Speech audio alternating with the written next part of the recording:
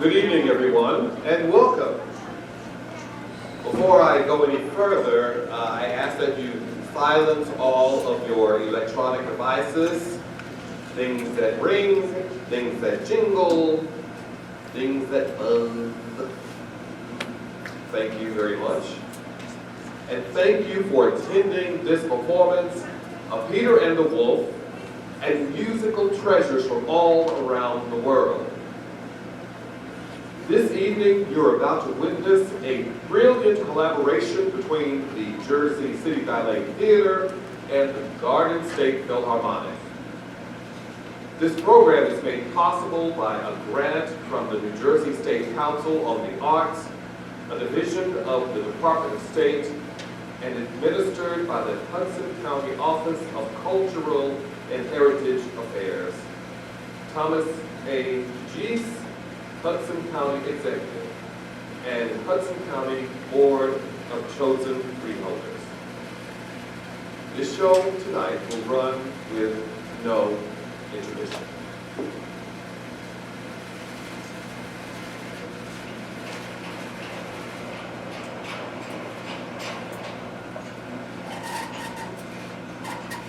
Music and dance can create all sorts of emotions when we hear them. But they can also tell a story. In 1936, Russian composer Sergei Prokofiev created a musical story called Peter and the Wolf.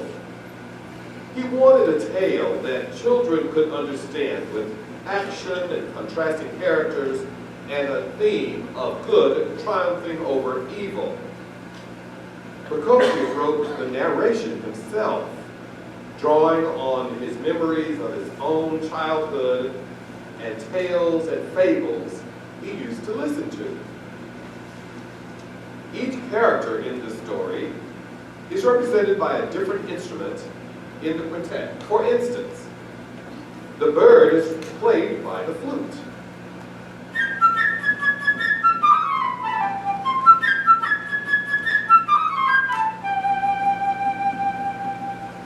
Here's the duck, played by the oboe.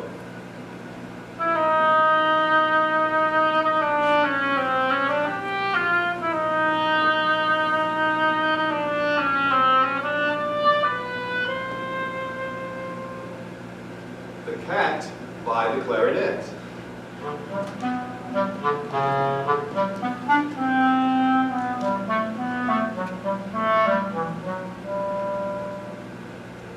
The bassoon will represent grandfather.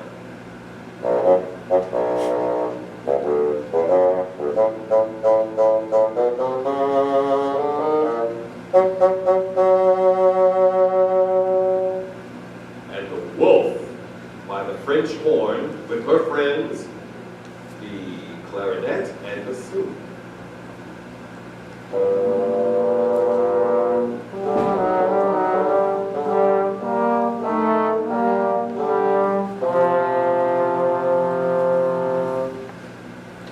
And the blast of the hunter's shotguns played by the timpani.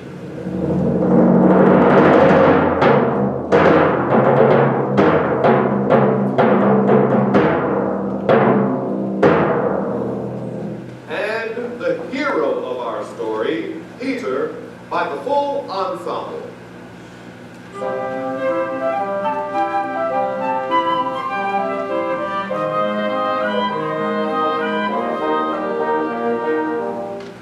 Thank you, dancers. Now, on with our story.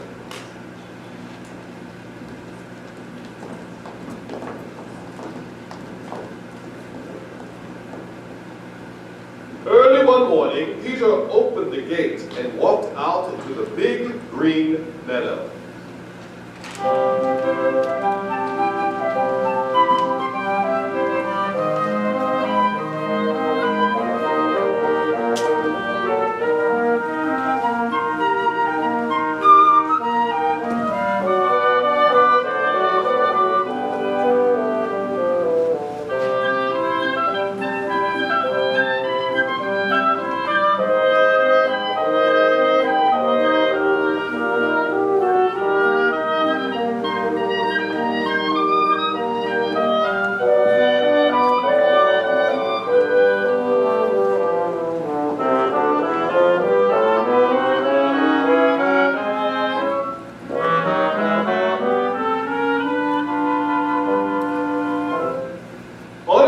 branch of a big tree sat a little bird, Peter's friend.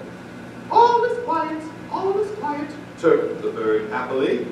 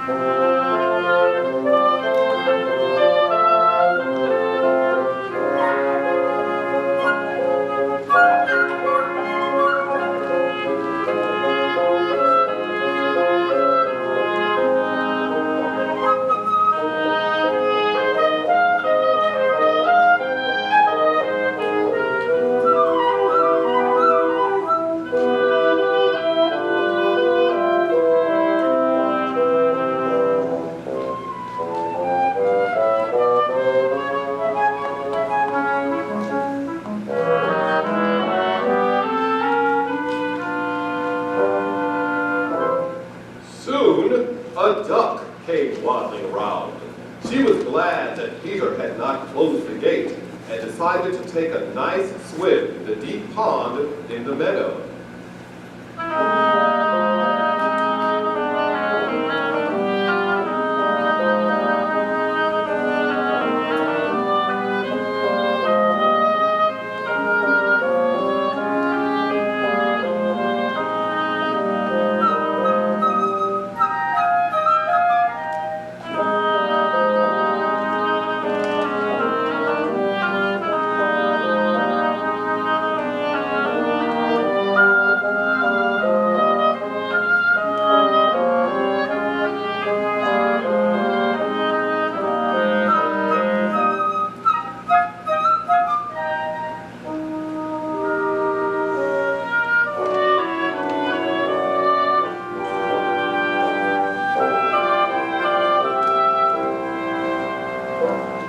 Seeing the duck, the little bird flew down upon the grass, settled next to her, and shrugged her shoulders.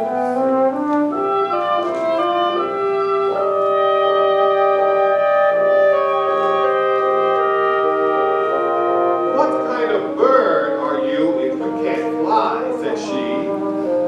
To this the duck replied, "What kind of bird are you if you can't swim?" and dived into the pond.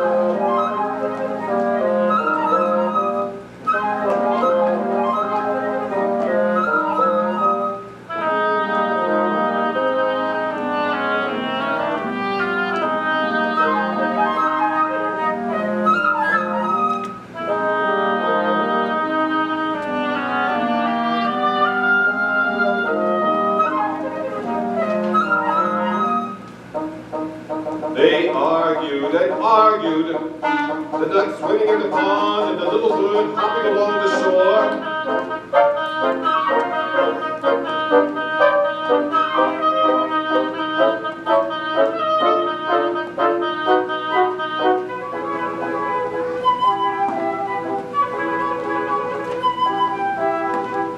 Suddenly, something caught Peter's attention. He noticed a cat crawling through the grass.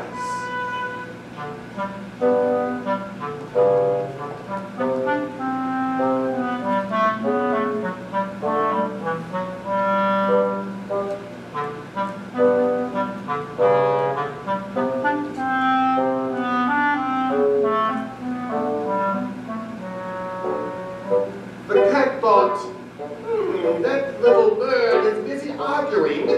I'll just grab her. Stealthily she crept toward her on velvet paws.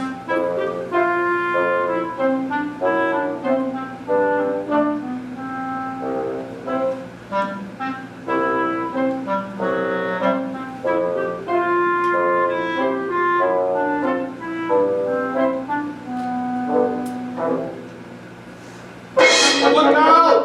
shouted Peter, and the bird immediately flew up into the tree.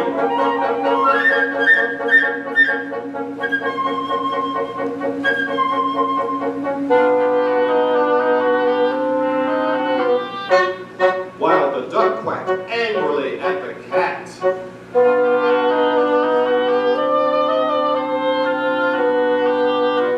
From the middle of the pond,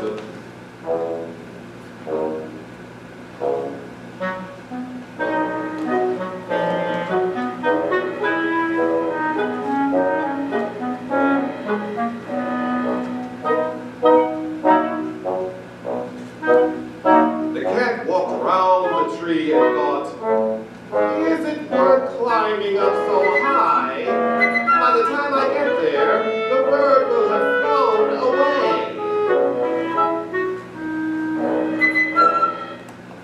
Grandpapa came out.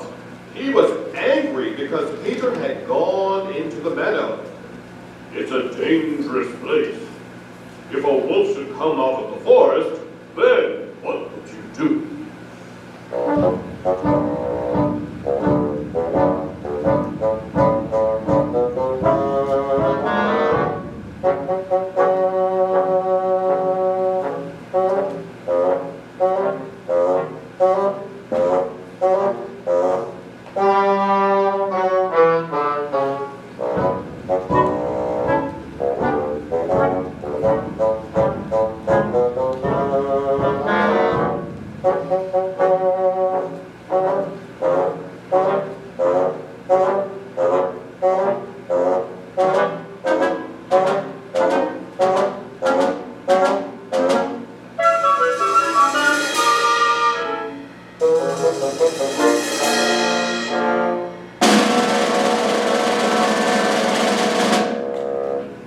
Peter paid no attention to his grandfather's words. Boys like Peter are not afraid of wolves.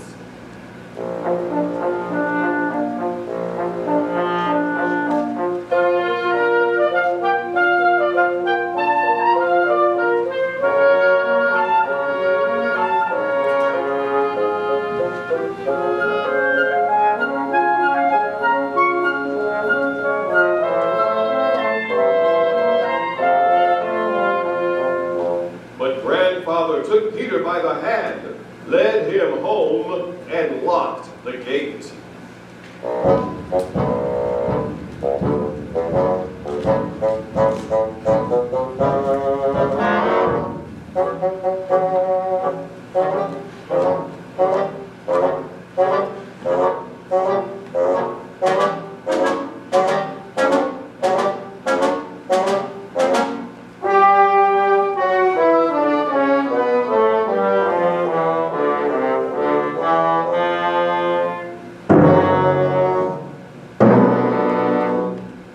No sooner had Peter gone than a big gray wolf came out of the forest.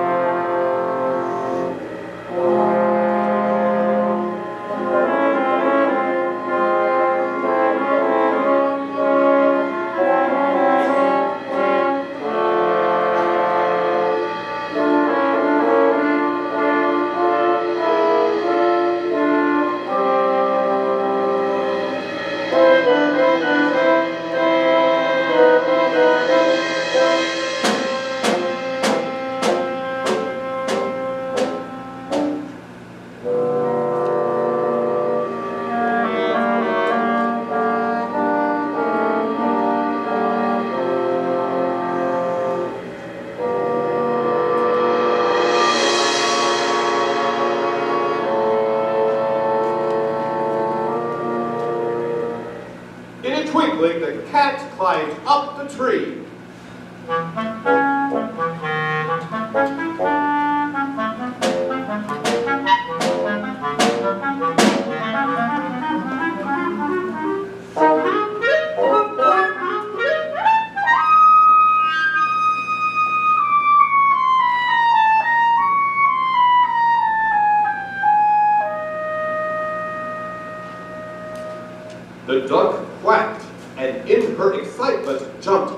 of the pond.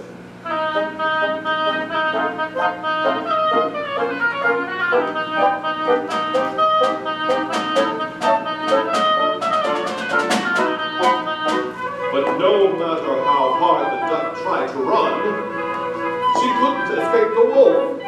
He was getting nearer, nearer, catching up with her. Oh no!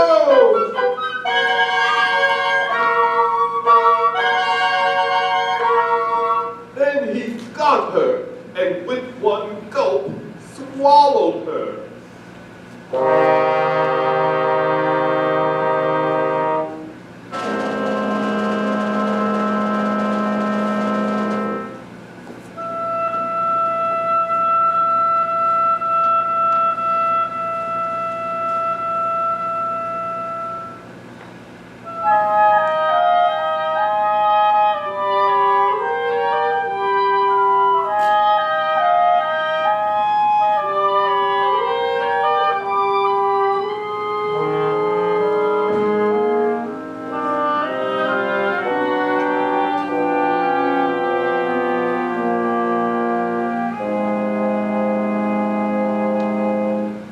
And now, this is how things stood. The cat was sitting on one branch of the big tree.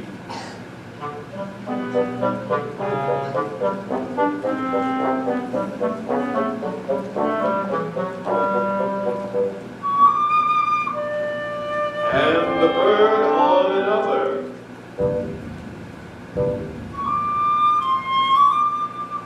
Not too close to the cat.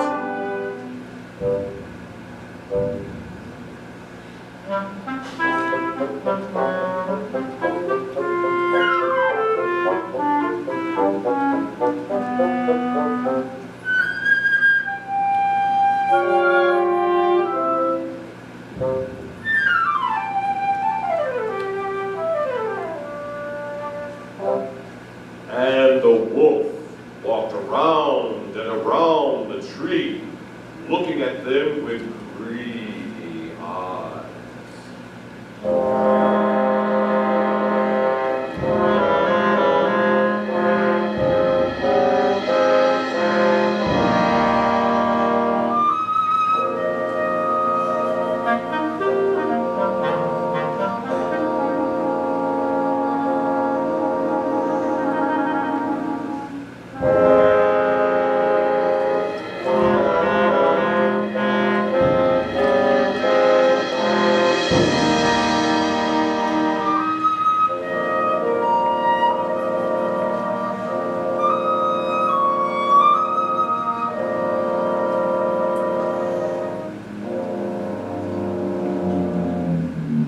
In the meantime, Peter, without the slightest fear, stood behind the closed gate, watching all that was going on.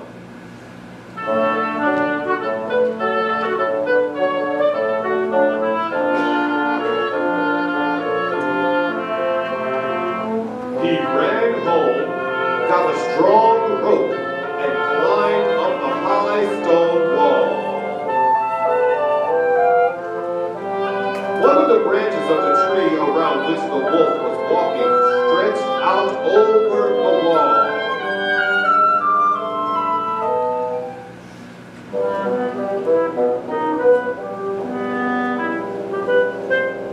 Grabbing hold of the branch,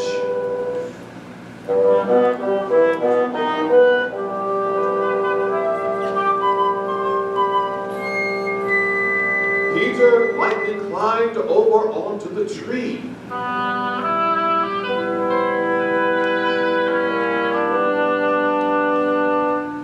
Peter said to the bird, "Fly down and circle over the wolf's head. Only take care that he doesn't catch you."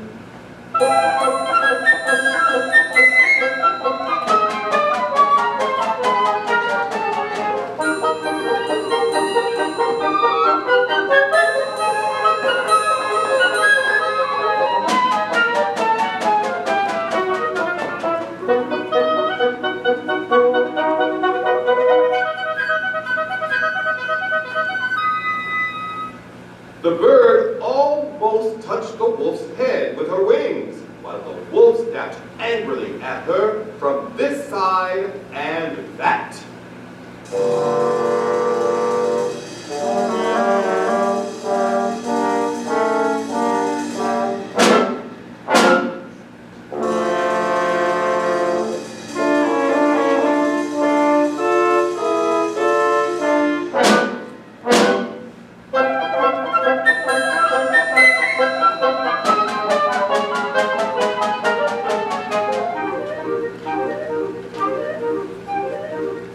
How the bird worried the wolf, how he wanted to catch her, but the bird was clever, and the wolf simply couldn't do anything about it.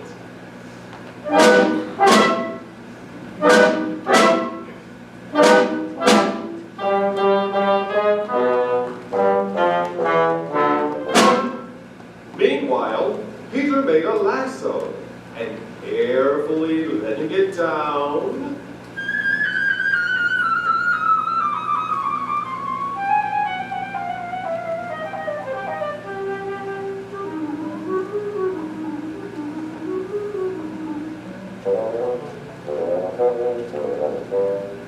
he caught the wolf by the tail and pulled with all his might.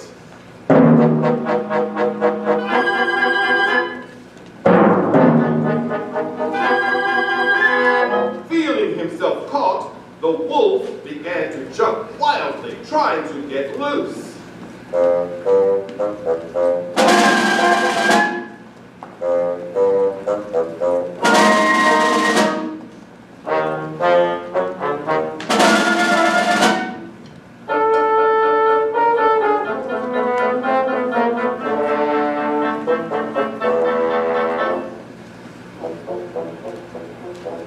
But Peter tied the other end of the rope to the tree.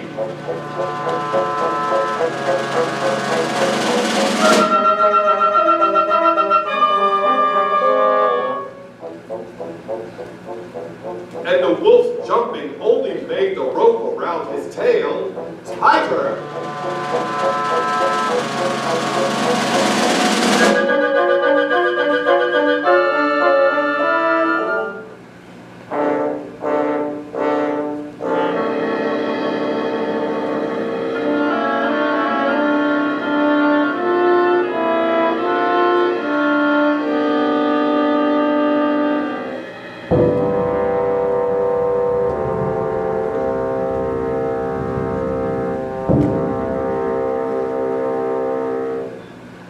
Just then,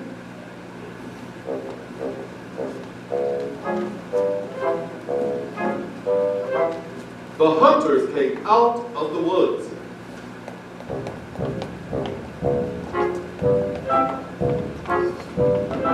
Following the wolf's trail and shooting as they went.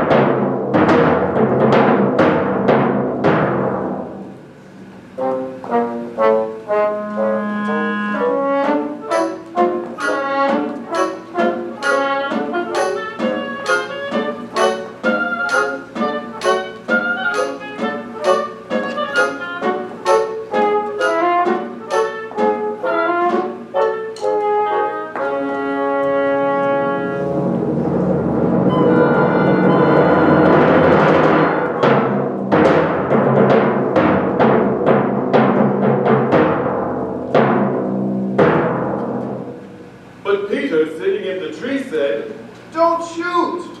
Birdie and I have already caught the wolf. Now help us take him to the zoo."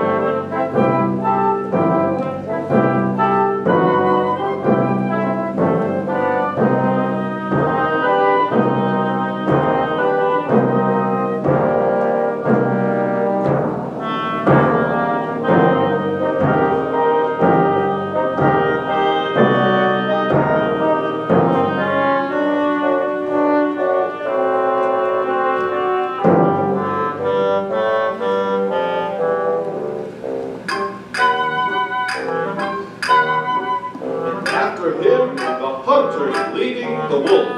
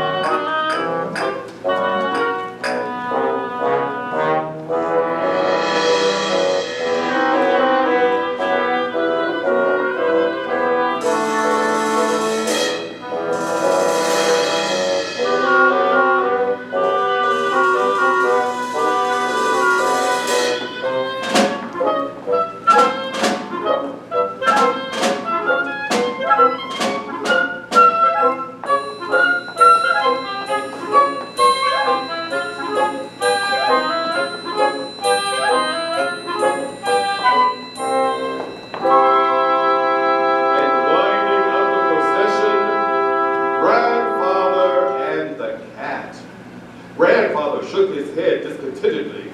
Well, if Peter hadn't caught the wolf, what then?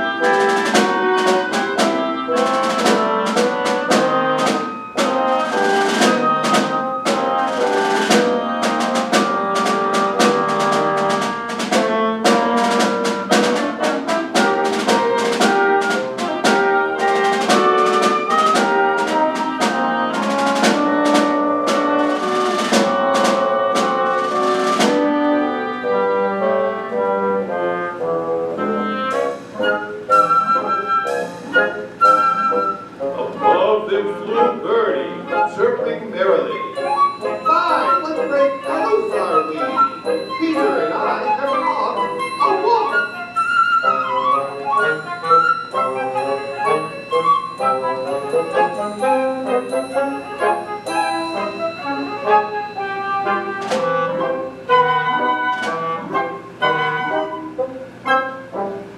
And if you listen very carefully, you can hear the duck quacking inside the wolf's belly, because the wolf in his hurry had swallowed her alive.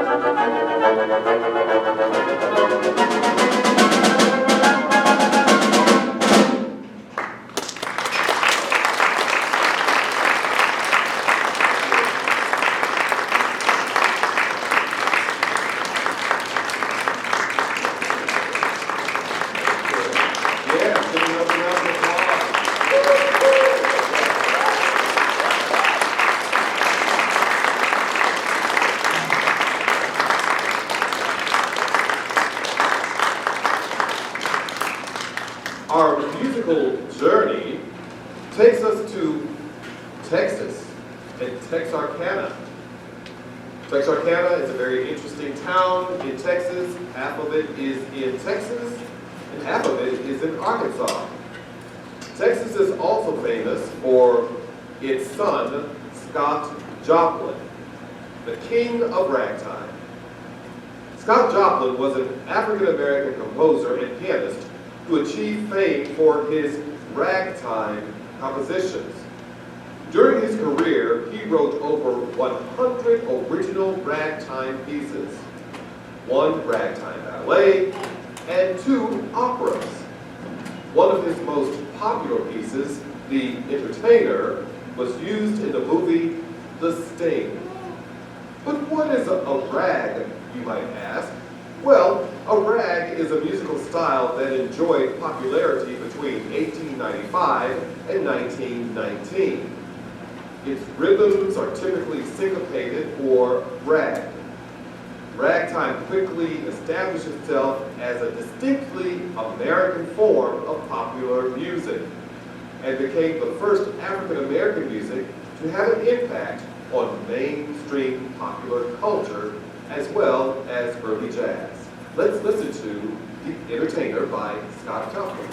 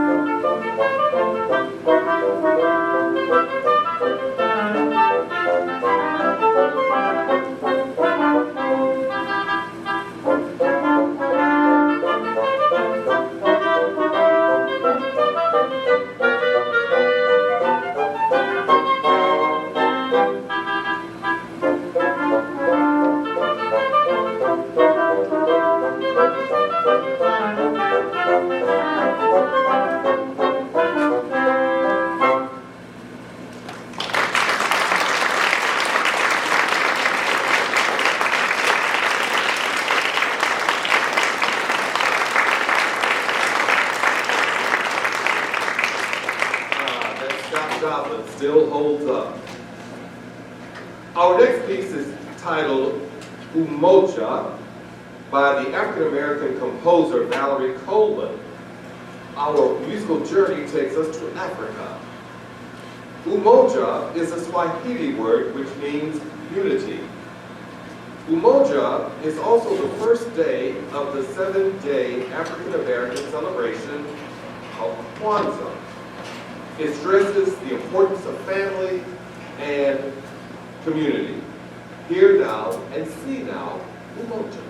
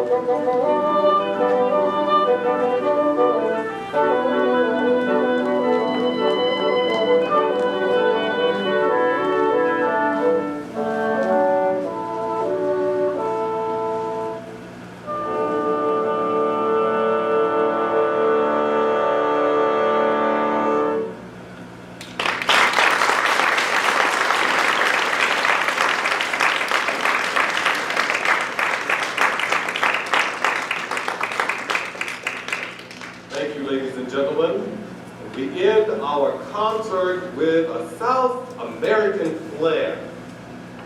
Brazilian composer Zequina de Grul wrote Tico Tico no Fuba in 1917. Lyrics to this choro song were added sometime later thanks to Hollywood, and that led to numerous recordings that have been made of this Brazilian treasure. Enjoy Tico Tico no Fuba.